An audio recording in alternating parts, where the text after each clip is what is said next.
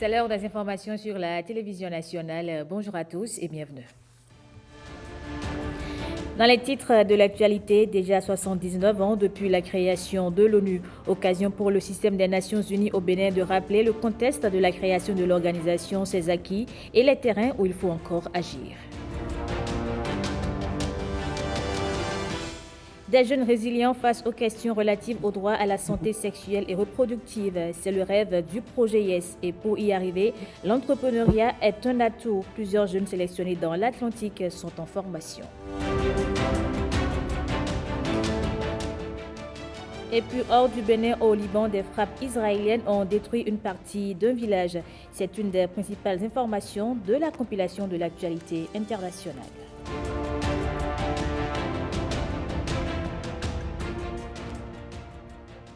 Bonjour à tous et bienvenue dans ce 13h. On démarre par ce devoir de mémoire.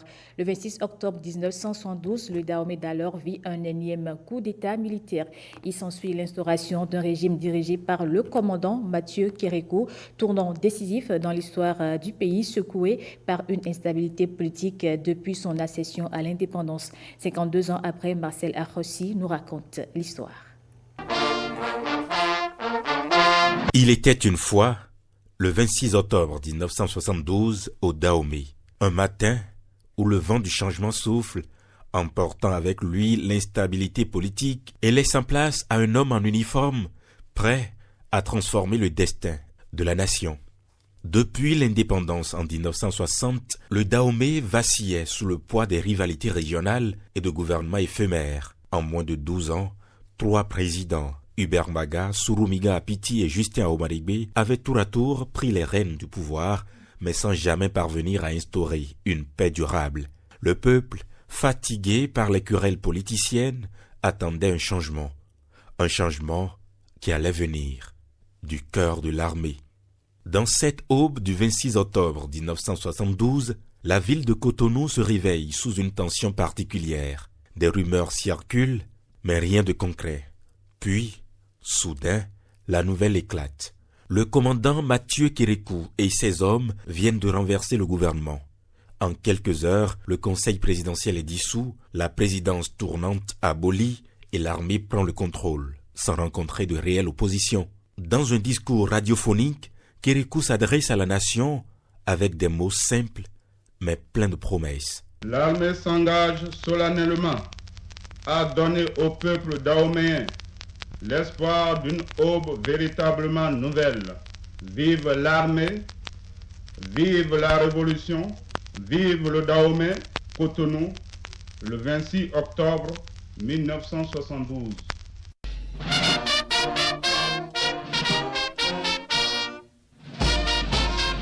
Ce n'était pas qu'un coup d'État, c'était selon lui le début d'une nouvelle ère où les querelles politiques devaient cesser pour laisser place à la reconstruction. Ce jour-là, la jeune République change de cap. En 1974, le marxisme-léninisme est proclamé comme idéologie officielle. Et en 1975, le pays prendra le nom de République populaire du Bénin. Le Dahomey, ce royaume de tradition, entrait dans une aventure idéologique nouvelle, pleine de promesses, mais aussi de dérives. Pendant près de 2 décennies, le pays vivra au rythme des slogans révolutionnaires, des nationalisations et de la répression. Les anciens leaders seront arrêtés et le peuple devra s'adapter aux rigueurs d'un régime de fer. Mais ce 26 octobre 1972, pour beaucoup, reste un jour d'espoir. C'était le jour où un homme, venu du Nord, avec un rêve de justice et de stabilité, décida qu'il était temps de mettre fin au chaos et d'écrire un nouveau chapitre. Ainsi commence l'histoire du 26 octobre au Dahomey, un jour où le vent tourne et laisse place à un régime qui marquait l'histoire du pays pour des décennies.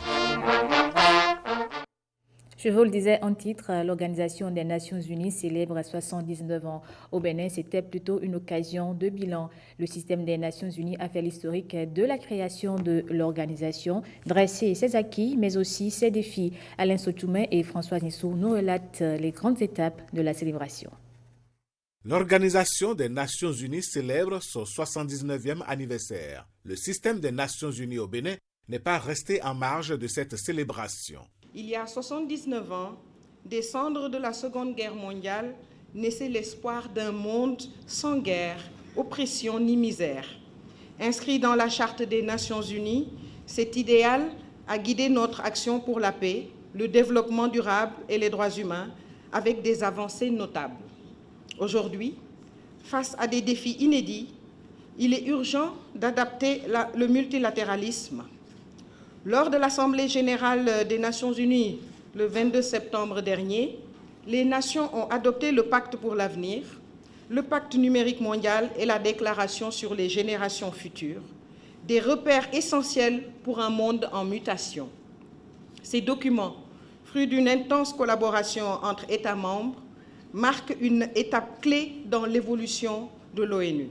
Malgré ces nobles actions, il est important que les Nations unies entrevoient des réformes qui permettent aux autres pays, notamment africains, d'avoir leur mot à dire. Il faudrait que, lorsque nous nous retrouverons dans quelques années, nous ne soyons pas encore à définir de nouveaux objectifs, à trouver de nouveaux slogans, et que nous puissions enfin dire « nous avons réussi, nous y sommes arrivés ». Nous croyons qu'il est important de réformer le multilatéralisme, et c'est la raison pour laquelle, au Bénin, au-delà des questions de siège permanent au système des Nations Unies, nous croyons qu'il faut d'abord et avant tout réformer la question du droit de veto. Tant que le droit de veto sera en place, même si l'Afrique a 5 places ou 10 places au Conseil de sécurité, ça ne servira à rien.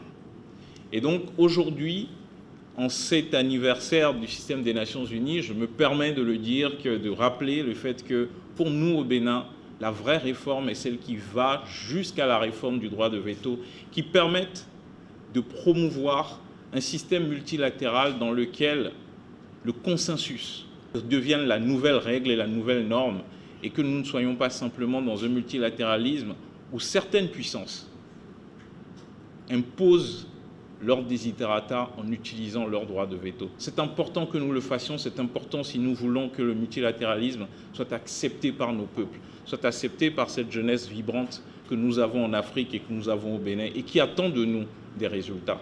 Au cours de cette commémoration, 7 journalistes béninois ont reçu des attestations pour leur engagement dans la sensibilisation pour l'atteinte des objectifs de développement. Nous constatons sur le terrain, nous dénonçons, nous disons ce que nous voyons. Mais après tout, c'est aux gouvernants qu'il revient d'agir. Les actions, c'est beaucoup plus à leur niveau. Donc, en tant que journaliste, la veille, elle doit être toujours permanente à notre niveau. Les questions de conscientisation, d'appel à mieux faire sur les questions de santé, sur les questions d'éducation, sur les questions de changement climatique qui affecte au quotidien nos populations, autant de préoccupations, c'est vrai, sur lesquelles des actions sont menées, mais quand on se met au niveau de la société, c'est à croire que rien n'est fait, et donc il faudra faire davantage. L'action du système des Nations Unies vise à travailler à un monde pour la dignité humaine et l'égalité des opportunités pour tous. C'était un homme politique intègre. Il a su lutter pour ses idéaux et pour son pays, le Niger. Ama Amadou est passé de vie à trépas le 23 octobre dernier. La présidente du Parti Renaissance nationale lui a rendu un hommage. En voici le contenu. Ama Amadou incarnait l'engagement politique et intellectuel au service de son pays, le Niger.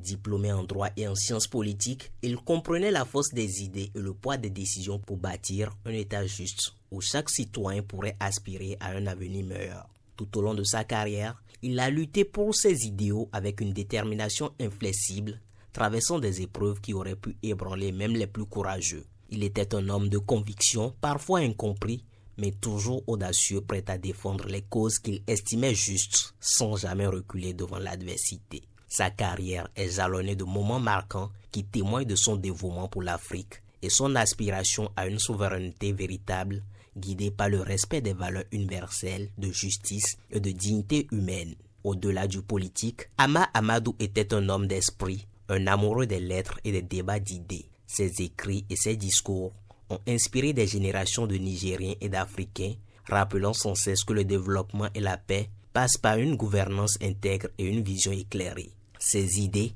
ses mots et ses actions ont laissé une empreinte indélébile dans l'histoire du Niger et au-delà. À ses proches, à ses amis, à ses compagnons de route, j'adresse mes condoléances les plus sincères. Madame Claudine Afiavi Prudencio, présidente du parti Renaissance nationale.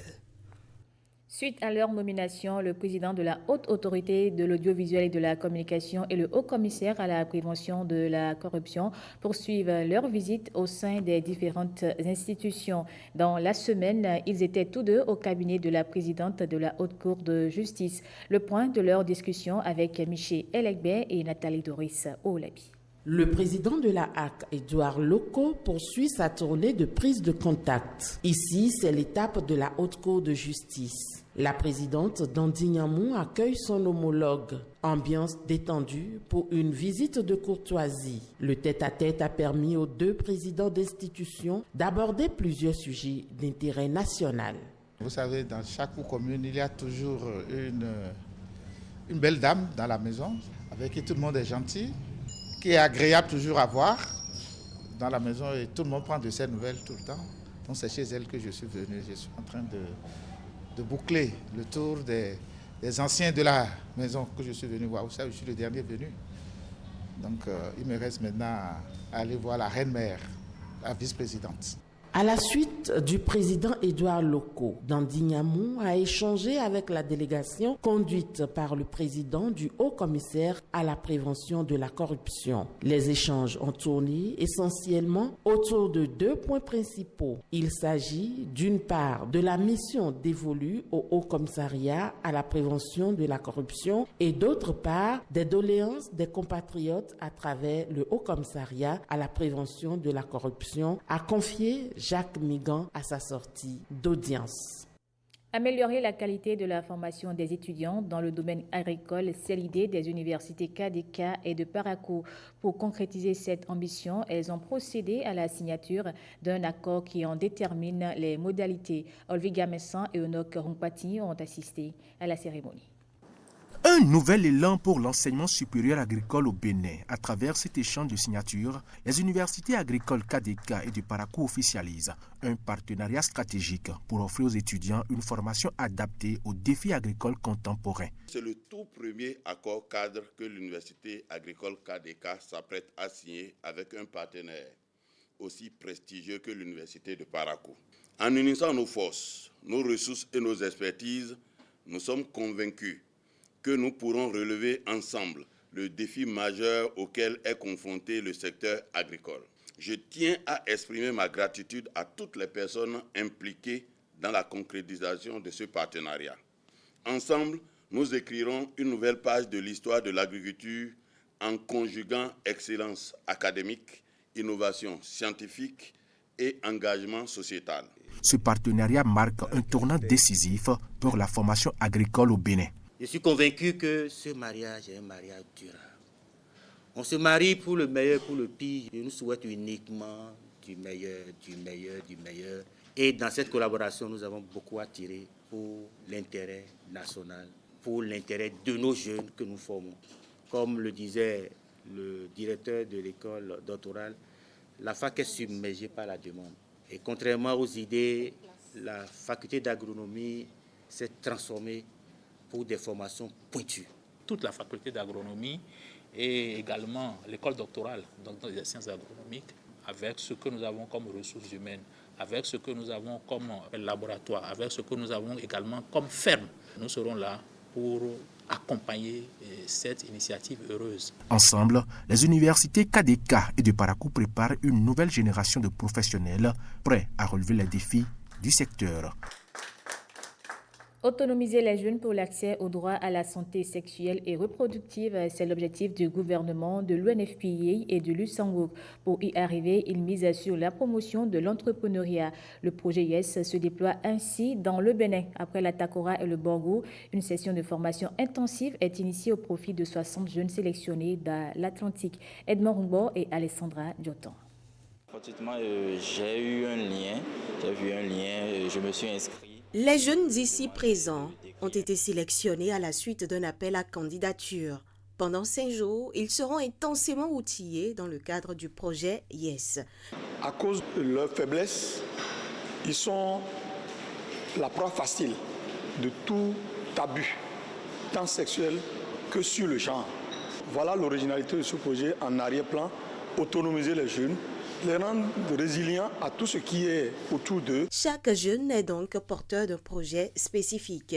Je voudrais créer une application et avec laquelle on pourra commander des aliments bio, des aliments écologiques. Mon projet, c'est garantir à la population les rurales de belles opportunités de consultation foraine, consultation foraine dans les campagnes. Ils apprendront davantage sur le parcours entrepreneurial, la mise sur le marché des produits à travers le marketing et sur la fiscalité entre autres.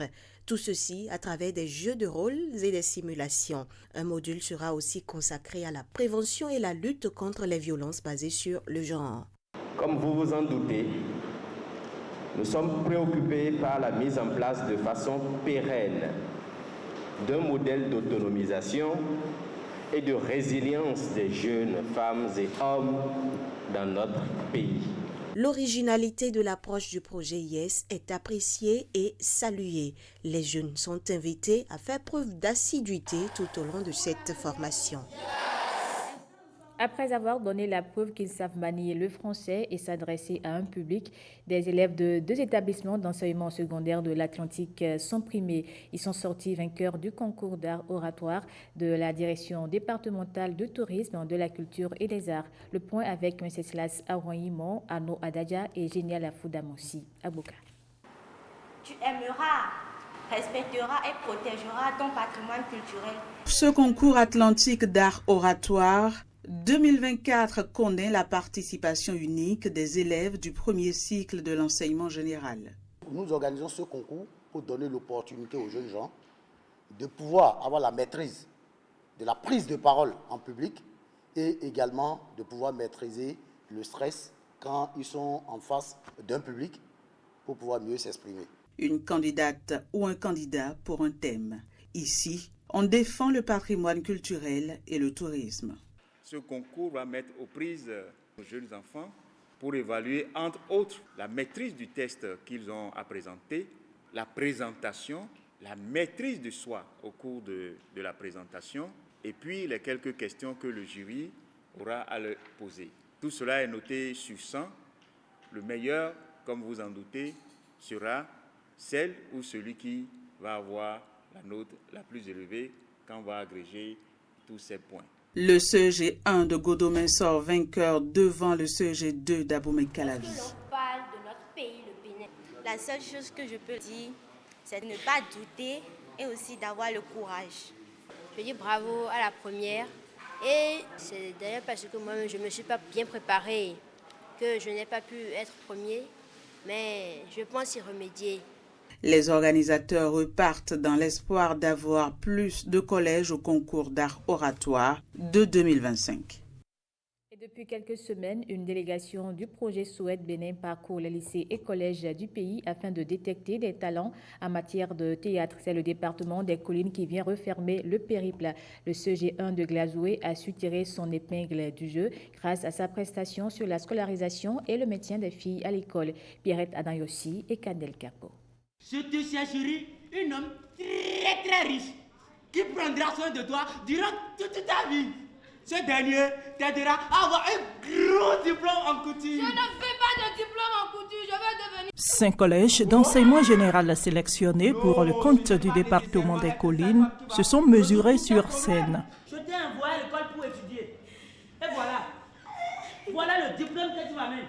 Venus des collèges de Banté, de Dassa, de Glazoué, de Savalou et de Savé, ces apprenants des classes culturelles des Collines ont montré leur savoir-faire artistique par des pièces théâtrales conçues et mises en scène. Papa Ayodé dit qu'il placera sa fille en apprentissage, qu'elle n'ira plus à l'école. Cette fille, Eva, alors qu'elle fait la terminale et elle est toujours parmi les 2 premières de sa classe, a dû abandonner les cours après le décès de son père. Nous avons assisté à une très belle scène. Les thématiques ont tourné autour du maintien des filles à l'école, de l'autonomisation économique de la fille et de la femme, l'accès aux soins de santé sexuelle et de la reproduction, des voies et moyens de lutte contre les violences de tout genre, les grossesses non désirées en milieu scolaire le mariage forcé dans les communautés. Après 25 minutes de prestation pas trop, la pièce théâtrale qui a plus ébloui les membres du jury, c'est bien celle des apprenants du CEG1 de Glasgow. Bonsoir tonton, bonne arrivée. Merci. Tu n'es pas allé à l'école? Tu viens à l'école? Pourquoi? Le travail acharné que nous faisons, voilà, ça a porté son fruit aujourd'hui. Et nous profitons de l'occasion pour dire merci. Merci au gouvernement béninois d'initiatives culturelles lesquelles permettent aux apprenants qui ont le talent de faire cette découverte au public. Nous disons un grand merci à ceux-là à qui le gouvernement a confié ce projet et qui ont eu l'idée géniale de permettre à nos apprenants de cultiver en eux quelque chose d'autre.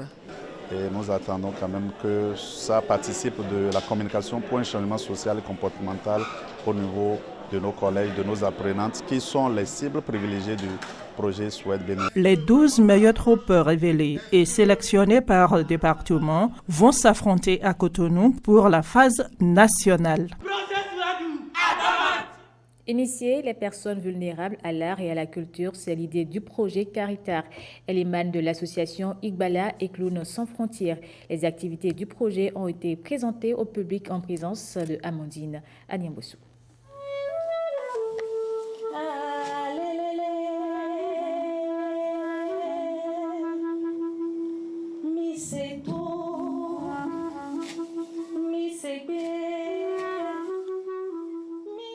Des jours meilleurs s'annoncent pour les pensionnaires des centres hospitaliers de psychiatrie de Cotonou et de Tokan et de SOS Village d'enfants. Le projet Caritar vise l'épanouissement et la résilience des personnes marginalisées.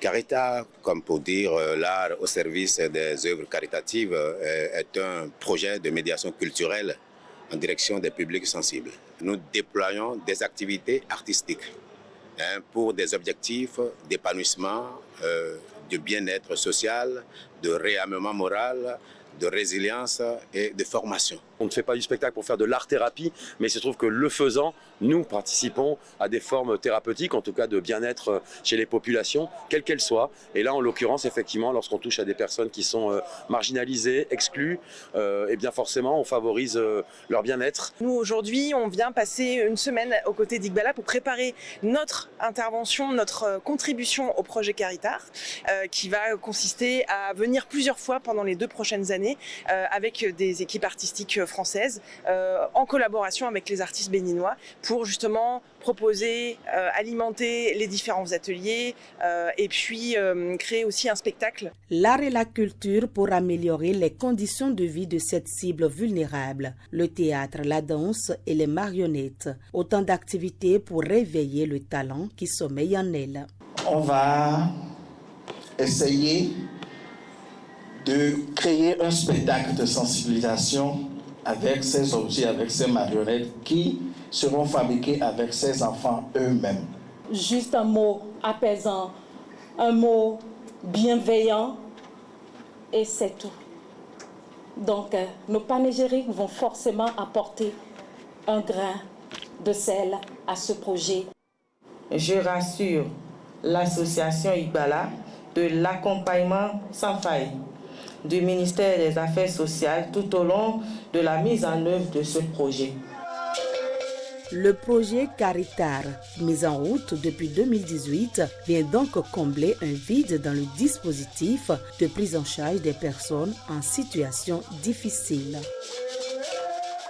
Nous avec notre tour hebdomadaire de la toile. Au menu des échos du web cette semaine, un article du nouveau code de la famille en vigueur au Bénin fait débat sur Facebook. Pendant ce temps, l'Égypte brandit son trophée de guerre contre le paludisme. Les échos du web, c'est avec Snanslas Limpon.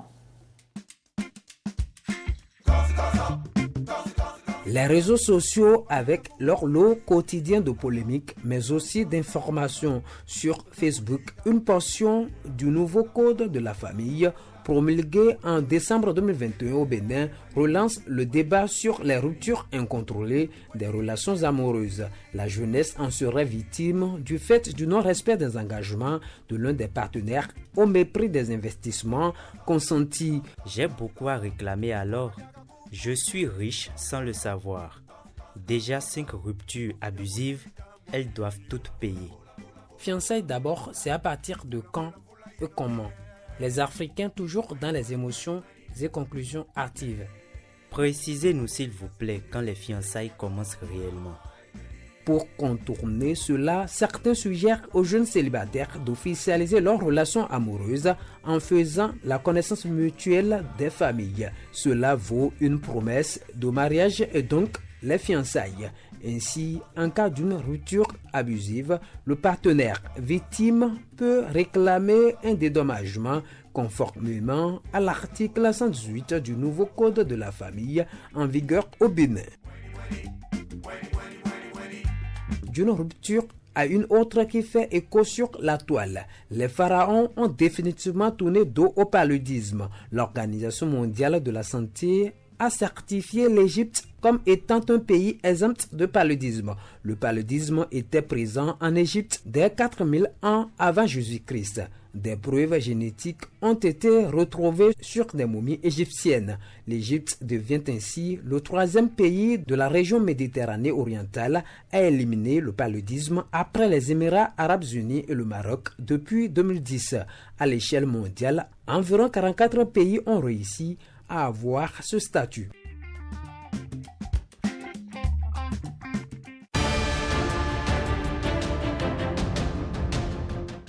Hors du Bénin, au Liban, des frappes israéliennes détruisent une partie d'un village.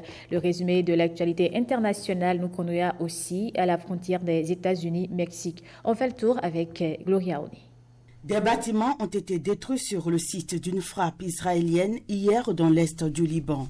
Un village a été touché par une frappe aérienne sioniste. Au moins 1580 personnes ont été tuées dans les frappes israéliennes sur le Liban depuis le 23 septembre, à partir des chiffres du ministère libanais de la Santé.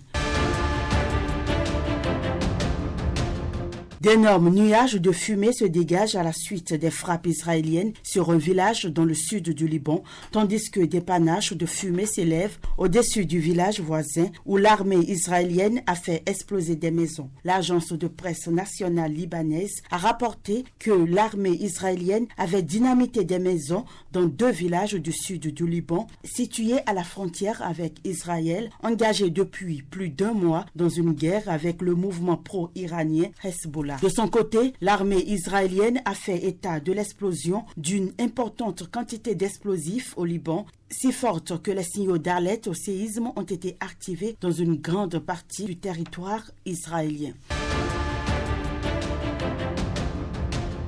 Des images de la frontière entre le Mexique et les États-Unis dans le nord du Mexique. Une sécurité probablement renforcée. L'immigration est régulièrement citée comme un problème majeur pour les électeurs américains à l'approche de l'élection présidentielle du mois prochain.